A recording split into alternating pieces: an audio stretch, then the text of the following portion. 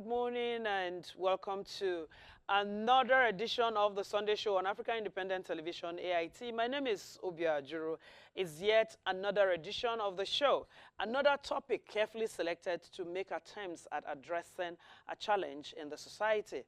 We are glad to have you join us again. As serious as it can be, many go through it without an idea of what they are confronted with, whereas others know it but are lost at how to address it or where to go get help. That is why we are here today on the show to deem it fit to name it, identify the possibility or the possible cause, and try to find solution to the problem. In Nigeria and indeed around other parts of the world, the birthing of a child is a thing of joy and happiness, especially to a mother who had gone through a period of pregnancy and passed through the process of childbirth. Unfortunately, and in some circumstances, the joy of giving birth to a newborn elude the mothers as some of them go into depression, a situation that is medically referred to as postnatal depression or postmortem depression. I know some of us may be asking, how possible is this? What could be the root cause or causes of this challenge, and what are the remedies? These are the areas we shall be exploring with a renowned clinical psychologist, Dr. Samuel Junadu, during the course of this program. So sit back, relax, and stay with us on the show. Remember, it is still the Sunday Show on your channel of choice, African Independent Television, AIT. We'll go on this short break, and we'll bring you the news of the week, and we shall be back. Don't go anywhere.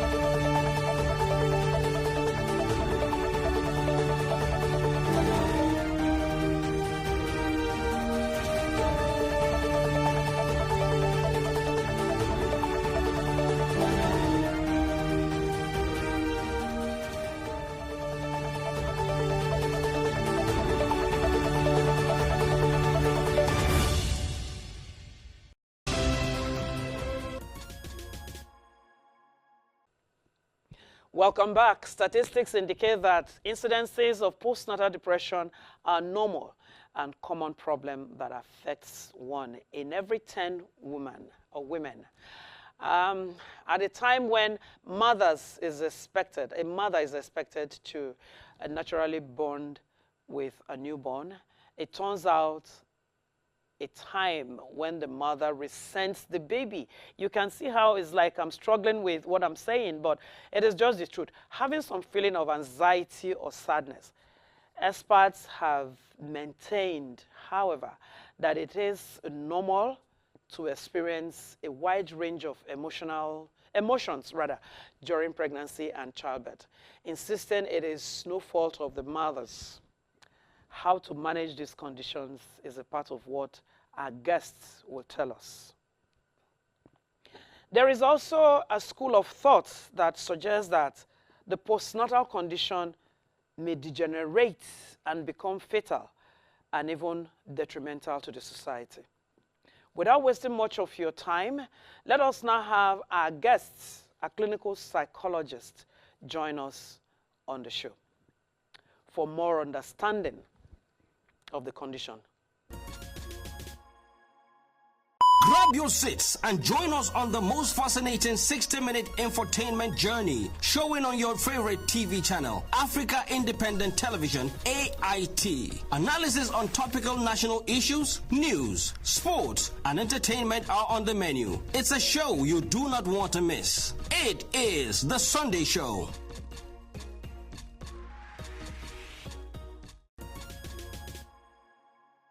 Okay, you're still on your show, The Sunday Show on Africa Independent Television, AIT. We're here again.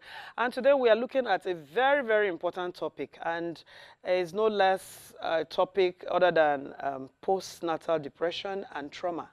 And it is a topic that I want our doctor, a medical doctor is here with me in the house to actually help us dissect what that means. So I want to first of all welcome our doctor. Good morning, Dr. Sam Jinado. Good morning. It's a pleasure meeting you again. The pleasure is mine. Yes. I'm a clinical psychologist and a psychotherapist. Yeah. Okay, fantastic. That makes it very easy for us. True. So now I want you to define what trauma, postnatal depression and trauma is, and why. All right. Thank you so very much, and thank you for having me. I mean, it's interesting and very good to talk about this kind of experiences that a lot of people go through, albeit very quietly in their life, because, you know, in Africa and in Nigeria in particular, people who have psychological distress, you know, suffer in silence because of stigma and all of that. Now, back to the very important issue, postnatal depression. Sometimes we would also refer to it as depression in puerperium, or very common among women after childbirth. You know, after the delivery of a child, you start seeing certain symptoms of depressive episode on account of the experiences of childbirth. And that would sometimes be very shocking and surprising to people that, you know, someone who just deliver ordinarily should have every reasons to be thankful. But now this source of joy is now something that the person doesn't want to associate After with. carrying the pregnancy After for 9 carrying months. the pregnancy for 9 months. You know, sometimes You don't want to see the baby. Exactly. You know, so some symptoms that could come with this kind of experiences, like I say, frank depression. You know, you'd see low mood, the patient or the individual don't want to even have anything to do with the child, sees the child as a source of problem, the child always crying in the night, doesn't want to do anything, have anything to do with the child. Some even harm their baby on account of that if they are not supervised or care is not instituted when such kind of behavior is observed. So depression in puerperium or postnatal depression is very, very common among women after childbirth. Well, and there is a research here. One of the statistics I came across indicate that 1 out of 10 women who give birth experience it, even in their partners' at times. How true can this be? Because at our own time giving birth, if I tell you with my age that I never heard this before, some persons may not even want to believe it, because how can you carry the pregnancy for 9 whole months? Some do have it for 7 months and 3 weeks, like me, 7 months and 3 weeks, and the baby still come out very normal, not premature. Some also 8 months and 3 weeks. And you look forward to having this baby, your bundle of joy to carry the baby, and suddenly the baby come out. It becomes something you don't even want to get close. Yes, normally the children, the babies cry at night.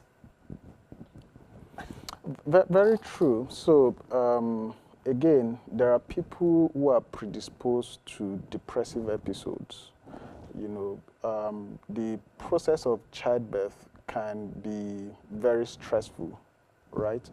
And sometimes even very traumatic in cases where maybe you have prolonged labor, or you have to go in for CS, you know.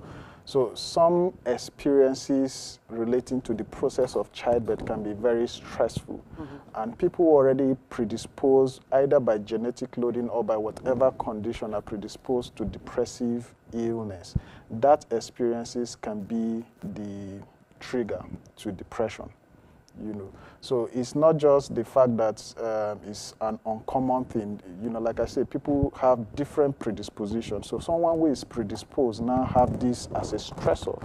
That stressor can, on the psychological aspect, that stressor can trigger the onset of depression. So we now term it as postnatal depression.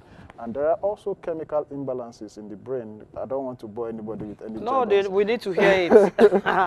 There are chemical imbalances in the brain, like the dopamine and the serotonin, that, you know, the process of delivery can, you know, affect and can alter and can be the onset of depressive, you know, episode. And because it's happening around the period after childbirth, so we term it as postnatal depression. Okay. Yeah. So, like, how long will that be? How long does it last on a general scale? Well, for depression is a mental health condition. Okay. All right, and so people have different rate of recovery depending on their support system, depending on, you know, how early they start getting help. And like I say, a lot of us in Africa, we don't really want to hear anything mental illness in our family or in anybody that we know. Do you see them doing their hand like this? God forbid. No, we don't have that in our family. Please don't even madness. Exactly. And because, different type. And because of that difficulty in coming to terms with the reality, there is delay in seeking help. So it's either you start going from one spiritual house. I'm not saying prayer is bad or deliverance, but we need to do the medical aspect while you're praying as well. Exactly. Because the earlier you institute professional help, the better the issues can be resolved. So if issues are dictated and help is not instituted early, it becomes something that at a point you will now you will have what we refer to as residual symptoms.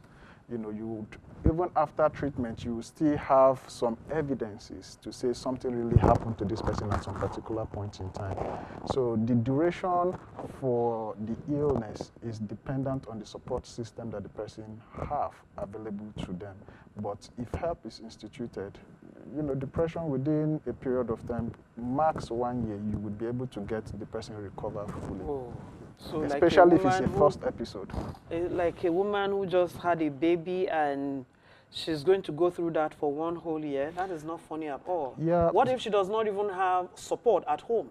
People to help look after the baby. What happens? Well, like I said, the 1 year is not that, you know, the condition would be getting better if help is instituted. But if help is not instituted, it can deteriorate even further. You know, the depression can even become what we refer to as psychosis, where the person will start hearing voices, you know, suspecting family members, having hallucinatory experiences. Frank psychotic break can come on account of delayed in seeking help. But if the person gets help, it becomes very easy for the person to recover faster. So even between 6 months to 1 year, you will see the person return back to functioning, and you won't really know that there's a condition. All right, you're still watching The Sunday Show on Africa Independent Television. We'll go on this short break. We'll be back shortly. Grab your seats and join us on the most fascinating 60-minute infotainment journey, showing on your favorite TV channel, Africa Independent Television, AIT. Analysis on topical national issues, news, sports, and entertainment are on the menu. It's a show you do not want to miss. It is The Sunday Show.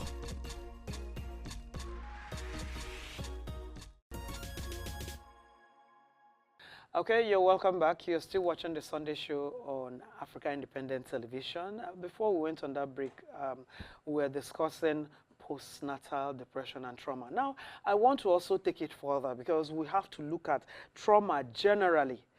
Because it's not only the woman who got pregnant and delivered that suffered trauma or depression. It has to do with everybody, both male and female. So, doctor, let me know what are some of the things, the factors that can lead somebody, a grown-up person, a man or a woman, into depression? Can it do with the job, work environment, empty pockets, government not doing what they're supposed to do, right? What else? Okay, let's download that first. All right, thank you again so very much for that question. Yes. Because, you know, a lot of the time people see Nigerian in general as resilient people. Yes, and that's what we pride ourselves. But again, you really need to look deep and see if these people you call resilient, if they are really getting the help they need. Sometimes people are carrying serious issues and serious symptoms like of depression and moving like something is happening. They are just moving time bombs, you know. And you see different level of road rage, different level of explosive, intermittent explosive anger, and every, you know, behavior that is not normal, right? Now, these are evidences of repressed, perhaps, you know, emotional dysregulation. Back to your question, depression. Depression is a very common word now that people would just use loosely. I'm depressed. Yeah, I'm depressed Just and all like of that. But depression is a clinical condition. It's a mental health disorder characterized by, you know, unusually persistent low mood. These words are very intentional. Unusually persistent low mood. Yeah, sometimes you can have low mood. I mean, in the course of life is ups and downs, right? So you can have low mood. One may not say you are depressed, but when it is unduly or unusual, there is you can't really attribute any cause to that low mood. The person is just persistently unhappy, always looking unhappy and gloomy. That is one very important symptom. The other some of the things we must look out for. Yeah, the other thing is loss of interest in things previously pleasurable. So somebody likes a particular activity. All of a sudden, the person don't want to hear anything relating to that. You know, very, very important. And then one other symptom that is also very important, three very significant symptoms. There are so many of them, but these three are very, very important. Like I said, the first is, you know, undue low mood, loss of interest. And the second is constantly feeling tired and fatigued. That's the third one. That's the third one. Constantly feeling tired and fatigued. Constantly complaining. Is that what I'm feeling right now? And for you, you've done a whole lot of work, so one can understand, you know. And you would see this person has not gone out, just wake up in the morning, has not done anything, but this person is complaining of feeling tired. Somebody who just woke up from sleep. Yeah, somebody who just woke up. You didn't even do any house chores. You're feeling tired. Nothing. And the next thing that will come out of his mouth is, I'm tired. I'm tired. That's very serious. Yes. So these three symptoms Does that have to do with not sleeping at night? So not sleeping at night is also one of the symptoms. Not just not sleeping. For sleep, it can be extreme, both extreme. You know, not sleeping sufficiently and then oversleeping. Okay. People who are depressed usually have extreme sleep patterns. So it's either the sleep is not sufficient or the sleep is excessive. Every time you come, they're always in bed. Or for the sleep again, very important, two things we are looking at. We looked at the quality of sleep and the quantity. The quality says how restful is your sleep. You know, you just wake up. Do you really feel refreshed, or you feel that headaches that, you know, shows that you've not fully rested? You understand? But there are sometimes you can just sleep for only 4 hours all through the night. Yes, and you are fine. And you feel well rested. And there rested. are some situations where you sleep from 7 p.m. to 6 a.m. Very well. And you don't feel rested. Now, so this sleep pattern. What could be responsible? This sleep pattern, I mean, there are several things that could be responsible for sleep, but change in sleep pattern is one thing that we look at for depression. All right. Another thing is low sense of self-worth. You know, low sense of self-esteem, change in appetite, you know, just the general symptoms you see. To chop food too? Yes, sir. To chop food. Very food well. When you go down scanner, injure them. And this is the situation. Now, for you, that is, you are imagining how would somebody not have appetite to eat. That is. But, you know, when you come to see someone who is depressed, you won't really understand why this person is having this behavior towards food or behavior towards life. The next thing is, hey, wake up, bounce back, and all of that. But the person is dealing with a different reality. You understand? So for depression, there are several, like I say, several classes of symptoms. Yes. But these symptoms, again, also the feeling that the patient or the person is a burden to the family. You know. Person, that's a major one. Yeah, that's a very significant and most especially one. Parents who sometimes prefer some children to another. I read something like that last week. These are foreigners. I think one of the states in America. They have these 2 daughters, and both of them are students in school, and the senior one is the one that means nothing, absolutely nothing to the parents. And the way we actually treat our children lead to all of this. Yeah.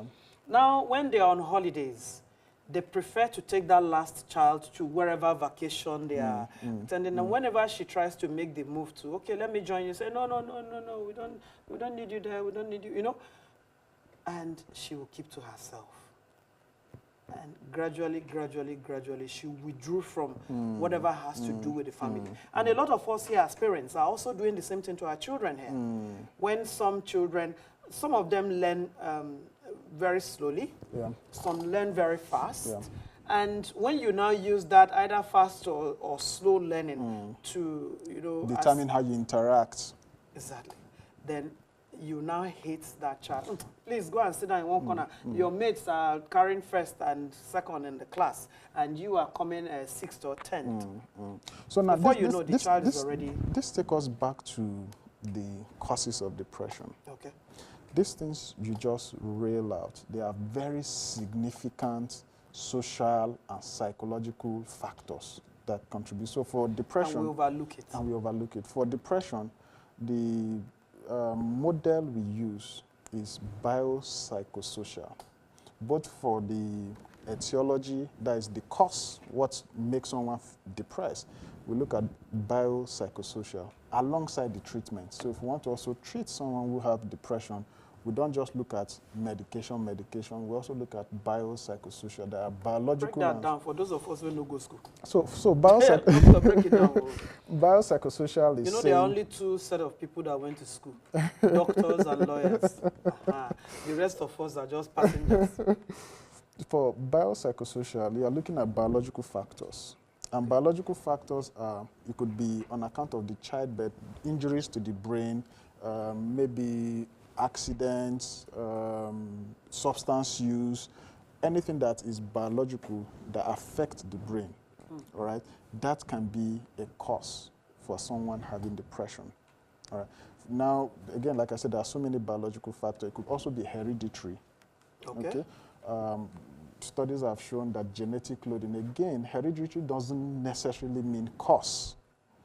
The fact that I have a parent that suffer from depression doesn't mean that I would have depression. It only means that I have increased probability. That is the biological factor, all right? Now, the psychological factor, you know, the personality of the individual, the belief about themselves, the concept they have about future, the sense of purpose and all of that, personality-wise, all these factors form the psychological factor. Now, the social factor is exactly what you just mentioned. How the person gets feedback from their environment, you know, the bullying and all of those things, they can become part of the reasons why an individual can get depressed. You know, so when you are managing someone, you don't just pick one factor. You look at biopsychosocial. The same person. That's why for us, we work as a team. Both the psychiatrists, the psychologists, the social work, medical social work, the nurse, we work as a team to bring a holistic treatment for an individual that is suffering from depression, because everybody have their own very unique training and expertise they bring to bear when we are managing a patient. Okay. All right. So that is what is happening, especially not just for depression, but for all form of mental health condition. Okay. It's very scary when you use that word, mental health. Eh? It is. Some don't, but we must face the reality. We must face the reality. Yes. Now I want to bring you back to the newborn, the new mom. Does it have to do with age? Is there any relationship? Not necessarily. Okay. Not necessarily. It A doesn't. woman who is maybe 30 or 18 to have a child, is it possible to? No, not necessarily. It has no business not with necessarily. age. I've not come across studies or research that have any age demarcation as to depression in puerperium or postpartum depression. Okay. I've not come across any literature, but what I have seen from experience is it cut across all age. Again, know that at some particular age, especially for women, it becomes very difficult to conceive, you know. So usually, but depression in puerperium is very, very common among women, irrespective of the age. You can have that experience. What matter is, what are the predisposing factors for you? For you, if you have, say you've lost your dad, you've had a traumatic experience, you've lost your job, your rent is, you're being threatened by your landlord, you now have a pregnancy, and then you now deliver. You see, that person have a whole lot of risk factors surrounding them. Yes. Compared to someone who perhaps may not necessarily have such. So the risk factors are much, okay? That is one area. Again, sometimes you may look and then not see any of those risk factors. It could be biological. The genetic loading could be what is responsible for that. But once an individual is noticed to have any of these symptoms that we mentioned, especially a woman who just gave birth, you notice all of those symptoms of depression that I mentioned, please, alongside prayers, bring the person to the hospital. Can a difficult boss in a work environment make anybody feel depressed? You see how I face down to ask the question. I don't know what that means anyway. But because sometimes some of these bosses can boss anybody. yeah. They boss you, don't even know what to do again. Very There is well. nothing you do that is right. Very well. You get home, you don't even know whether you went to work or will you go back again tomorrow. Daybreak, you're scared. Very, very well. Very well. The work environment is a major determinant, because for an average person that work a regular job, the person spend most of their active day in the office. Yes. You wake up in the morning, you are struggling, getting ready to go to work by 9. In fact, for most people, by 7, you're already out of the home to beat traffic. 7 is late now. For those Yes. of us in broadcasting, Yes. 4 a.m. I'm up. You're up. I have to be in the studio at least, if I'm too late, 5:45. If I am too late. You can imagine. But it's something that, you know, it makes me get up happy, and because I love what I do. It makes me happy. I want to go.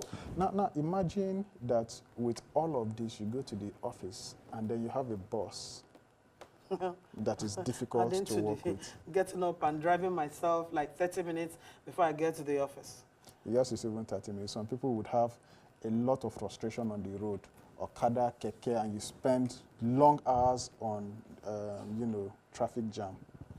So that alone is already putting you in a position where, in a very The brain is already defensive position. overworked. Yes. And you get to the office and you meet one madam or guy shouting, and, you know, So it makes life almost again, impossible. Yes, again, these are all predisposing factors, all right? For us, we have one thing that has helped us, again, for us in Africa, our level of spirituality. Yeah, I hand it over to Jesus. Yes, it's a very Father, take absolute protective. It's a control. protective factor. We don't, because we're medical personnel, say we don't believe in God and all of that. No, we look at those things that can protect. So your belief system can actually insulate you from some of these things. It helps you explain what you're going through. It helps give meaning to the experiences you're having, so you don't take it personal. You see it as trial and you will overcome someday. So that way you are hopeful. Okay.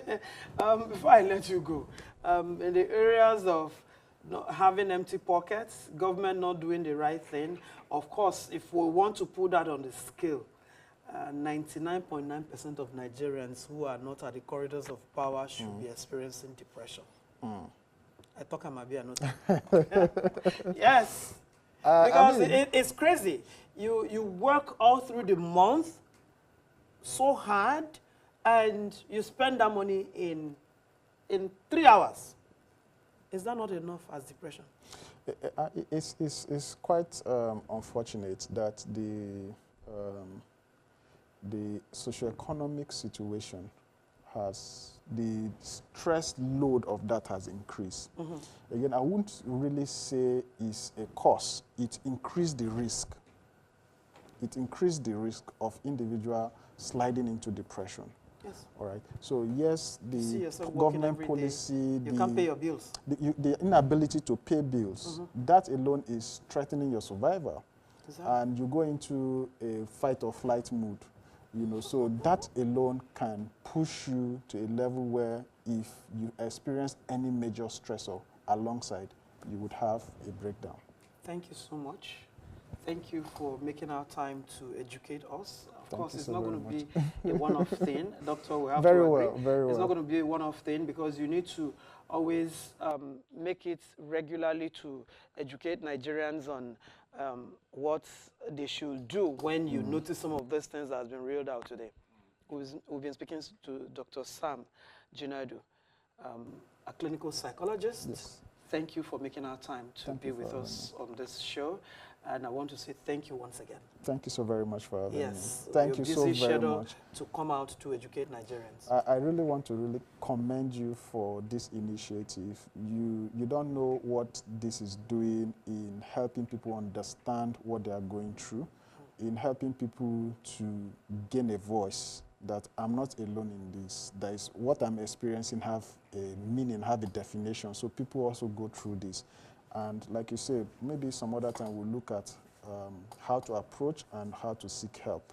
All right, but thank you so very much for the awareness. Thank you for the opportunity. I can't wait. Maybe in the next 2 weeks, we have to do it again. It's been wonderful doing business with you. No problem. Thank you very much. Thank you. All right, the program continues in a moment. Don't go anywhere. Grab your seats and join us on the most fascinating 60-minute infotainment journey, showing on your favorite TV channel, Africa Independent Television, AIT. Analysis on topical national issues, news, sports, and entertainment are on the menu. It's a show you do not want to miss. It is The Sunday Show.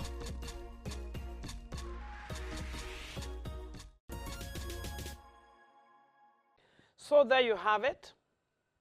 Dr. Jinadu has given us, or has given it to us.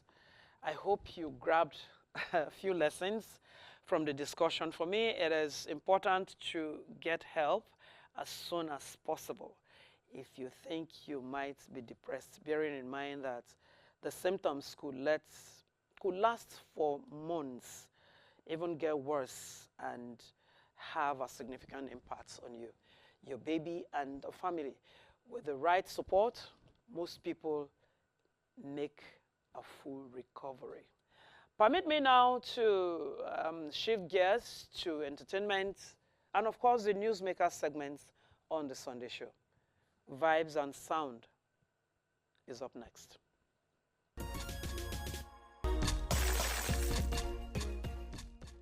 To all our gallant officers, I commend your courage. Each day you don the uniform with pride, aware of the inherent risk yet resolute in your devotion to duty. Let this day mark a renewed call to excellence. Let us recommit to the highest standards of conduct, respect for human rights, and people-centered policing. We are the guardians of peace and protectors of the realm. Our service must continue to reflect professionalism, honor, and integrity. We acknowledge the federal government's ongoing support towards repositioning the Nigerian police force. Investments in training, modern equipment, and institutional reform are significantly improving our operational capacity. Under the able leadership of Mr. President, the Nigerian police force is evolving into a more accountable, responsive, and service-driven organization. We also appreciate the National Assembly for its legislative commitment to strengthening our institutional framework. Our reform agenda is well underway. We have initiated strategic policies and programs focused on capacity building, ethics, and attitudinal reorientation, modernization of operational tools, and enhanced transparency and accountability. We are embracing technology, intelligence-led policing, and community engagement as cornerstones of our service delivery model. Our goal is clear: to build a police force that commands trust, delivers justice, and reflects the democratic ideals of our nation. To our counterparts in the armed forces and other security agencies, we say thank you. Our collaborative engagements, intelligence gathering, and joint operations continue to reinforce national security. Together, we remain a united force for peace, security, and national development. While today is a celebration of legacy and progress, it also marks a solemn rededication to the journey ahead. The Nigerian Police Force acknowledges the evolving nature of security threats and growing expectations of our citizens. We pledge to deepen our reforms, reinforce our bond with the communities we serve, and remain steadfast in our mission to protect life and property across the length and breadth of this great nation.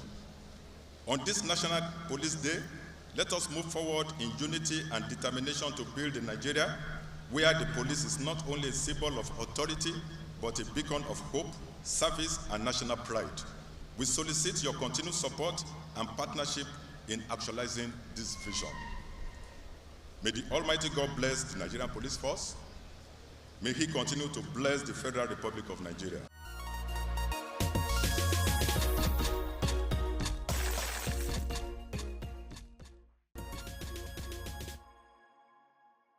That is where we draw the curtain on the show today. Yes, please join us again, same time, same station next week for another interesting package. Please don't forget to keep interacting with us through our social media platforms. We appreciate the encouragement, suggestions, and the rest. On behalf of the production crew, we wish you a very, very fruitful week out there, and do have a beautiful time as you rest and get set for Monday work. So, my name is Obi Aju once again. Do have a fulfilled week. Bye-bye now.